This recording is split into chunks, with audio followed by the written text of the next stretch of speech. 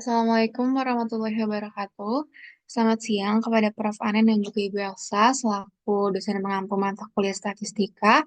Kami dari kelompok 2 di sini kami ingin mempresentasikan hasil analisis penggunaan kecerdasan buatan atau AI terhadap kreativitas serta kemampuan berpikir kritis di kalangan usia 15 sampai 30 tahun. Sebelumnya perkenalkan, nama saya Sarah Khairunisa dan juga ada rekan-rekan saya yaitu Nabila Nur Aruda, Alifa Zahira, dan Fauzan Rak. Ready next?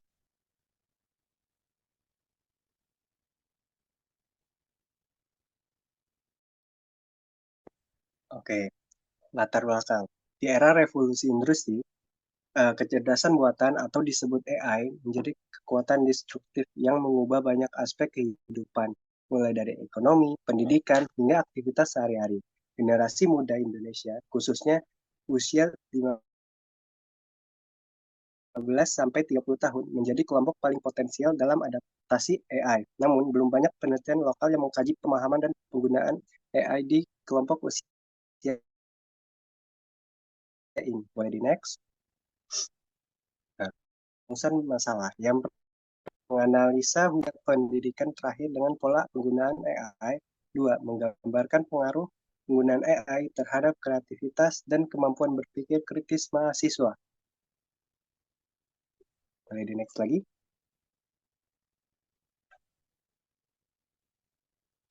Nah, manfaat penelitian.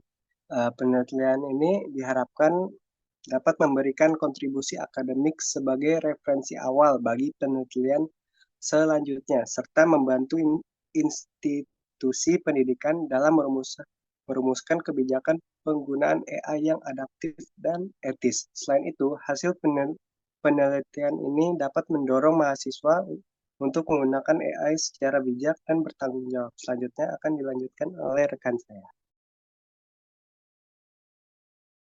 Selanjutnya, ada metode penelitian di sini. Kita menggunakan pendekatan kuantitatif dengan desain survei. Lalu yang kedua ada instrumennya yaitu kuesioner online melalui Google Form. Lalu di sini ada individu usia sekitar 15 sampai 30 tahun di sekitar kampus yang pernah menggunakan AI dan ada 50 responden dengan purpose sampling. Selanjutnya, di sini ada variabel penelitian. Yang pertama ada independen, itu meliputi jenis kelas pendidikan akhir. Lalu ada dependen, yaitu pola penggunaan AI kreativitas serta kemampuan berpikirnya. Dan yang ketiga ada kontrol, yaitu usia. Boleh dilanjut. Sini ada analisis data. Jadi data dikumpulkan melalui kuesioner online, kemudian diolah menggunakan Excel dan juga SPSS. Data akan disajikan dalam bentuk tabel, diagram batang, pie chart. Lalu analisis statistik ini meliputi ukuran pemusatan seperti mean, median, modus, dan penyebaran yaitu range, standar, dan deviasi. Boleh dilanjut? Oke, selanjutnya di sini ada karakteristik responden, di mana dari hasil penelitian kita itu mendapatkan di mana usia 15 sampai 18 tahun itu ada 24%, dengan usia mayoritas yaitu 19 sampai 22 tahun, lalu ada usia 23 sampai 26 tahun di angka 18%, dan usia 27 sampai 30 tahun itu. Lalu di sini ada perempuan yang 72%, laki-laki 28%, sarjana 52%, dan SMA atau SMK di sini mendapat angka 24% dari responden yang kita dapatkan. Lalu di sini ada pola penggunaan AI. Sebagian besar responden itu menggunakan AI yang dipergunakan untuk mendukung aktivitas akademik mayoritas, seperti penyusunan tugas, analisis data, penyusunan artikel, dan juga pembuatan visual interaktif. Nah, responden dari jenjang SMK, SMA, SMK juga memanfaatkan AI sebagai alat bantu belajar mereka. Misalnya, untuk mencari jawaban atau membuat ringkasan materi dan mengeksplorasi AI visual. Hal ini itu menunjukkan bahwa AI kini lebih mudah diakses dan digunakan di generasi muda.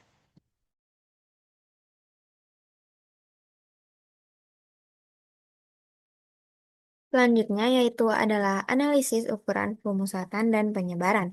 Analisis ukuran pemusatan dan penyebaran data dilakukan terhadap 5 variabel utama, yaitu usia, jenis kelamin, pendidikan terakhir, total skor variabel dependen, dan total skor variabel independen.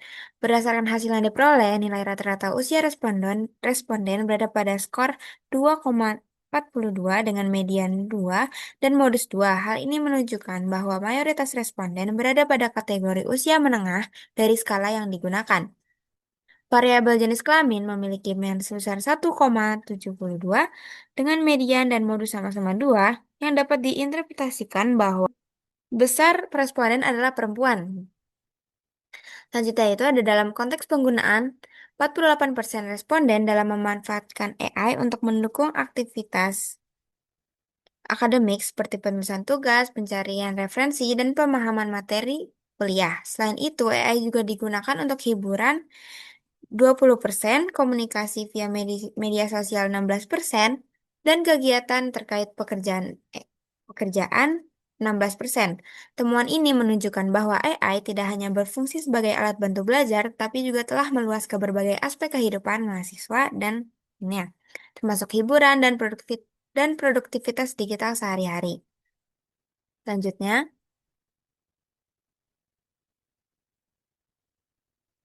ada hubungan antar variabel. Analisis hubungan antar variabel menunjukkan adanya kecenderungan bahwa jenis kelamin dan tingkat pendidikan terakhir mempengaruhi pola penggunaan AI.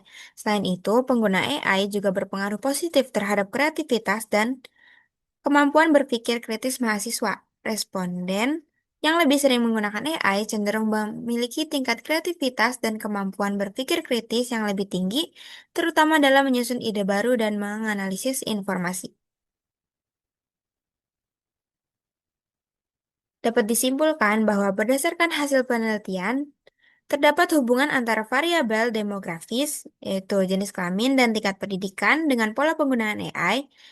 Juga, penggunaan AI memberikan dampak positif terhadap kreativitas dan kemampuan berpikir kritis mahasiswa. AI semakin mudah diakses dan digunakan oleh generasi muda, baik untuk keperluan akademik maupun non-akademik.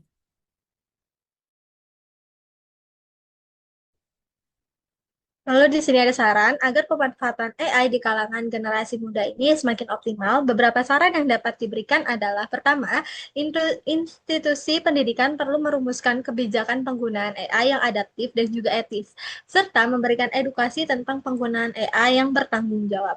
Lalu poin kedua di sini mahasiswa didorong untuk memanfaatkan AI secara lebih bijak, tidak hanya untuk menyelesaikan tugas, tetapi juga untuk mengembangkan kreativitas serta kemampuan berpikir kritis mereka. Lalu di poin ketiga atau terakhir di sini penelitian lanjutan dengan jumlah sampel yang lebih besar dan variabel yang lebih beragam itu sangat diperlukan untuk memperkuat temuan dan memberikan gambaran yang lebih luas.